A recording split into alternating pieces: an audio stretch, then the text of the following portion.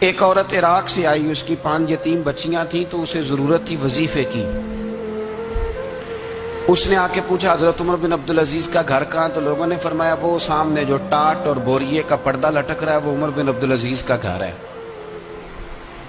دروازے پہ دستک دی تو ایک عورت اندر برتن دھو رہی تھی۔ پوچھا السلام علیکم، امیر المومنین سے ملنا ہے۔ وہ کہنے لگی اس درخت کی چھاؤں میں بیٹھ جاؤ، ابھی تشریف لاتے ہیں۔ تھوڑی دیر گزری تو حضرت عمر بن عبدالعزیز آئے تو کنویں سے پانی نکال کے نا، سین میں کنواں تھا تو جو جگہ میں مٹی اڑ رہی تھی نا، گرد اڑ رہی تھی، ہوتا ہے نا عصر کے بعد لوگ پانی پھینکتے ہیں، وہاں پانی پھینکنے لگے، چھڑکاؤ کرنے لگے۔ تو تھوڑی تھوڑی باتیں وہ خاتون آپ سے کرنے لگی، تو وہ جو عورت آئی تھی نا وہ کہنے لگی تم غلام سے باتیں کر رہی ہو، تمہیں پردہ کرنا چاہیے۔ کہنے لگی یہ غلام نہیں، یہ میرے شوہر ہے اور یہ امیر المومنین عمر بن عبدالعزیز ہے۔ کہنے لگی یہ عمر بن عبدالعزیز ہے؟ کہا ہاں یہ عمر بن عبدالعزیز ہے۔ تو وہ خاتون حاضر ہوئی، کھجوریں اس کو دی گئی کھانے کے لیے۔ اس نے کہا حضور میری 5 یتیم بیٹیاں ہیں، مجھے وظیفہ چاہیے۔ جناب عمر بن عبدالعزیز نے ایک بیٹی کا نام پوچھا، ولدیت پوچھی، وظیفہ لکھا۔ عورت کہنے لگی اللہ تیرا شکر ہے میری بچی کا وظیفہ لگ گیا۔ دوسری کا نام پوچھا، ولدیت پوچھی، عمر پوچھی، وظیفہ لگایا، اللہ تیرا شکر ہے میری یتیم بچی کا وظیفہ۔ 4 بچیوں کے وظیفے عمر لکھتے رہے، خاتون اللہ کی حمد کرتی رہی۔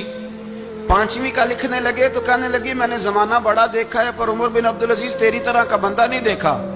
آپ فرمانے لگے اب میں 5ویں کا وظیفہ نہیں لکھتا، 4 کا وظیفہ جا کے گورنر سے منظور کرا لے اور 4 کو کہنا تھوڑا تھوڑا 5ویں کو بھی دے دے۔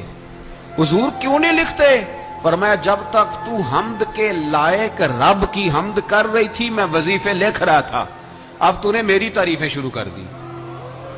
اپنی تعریف پر کیسے وظیفہ لکھوں؟ وہ تو حمد کے لائق ہے، اس کی حمد ہونی چاہیے، لیکن میں اپنی تعریف پر، اپنی خوشامد پر میں نہیں لکھتا۔ جا اللہ تعالیٰ تیری لیے بہتری کرے۔ وہ خاتون کہتی ہے میں وہاں سے آئی، مجھے مہینوں لگ گئے، سفر لمبا تھا، عراق پہنچی تو عراق کے گورنر کو جب میں نے وہ روکا دیا تو ان کی چیخیں نکل گئی، تڑپ کے روئے۔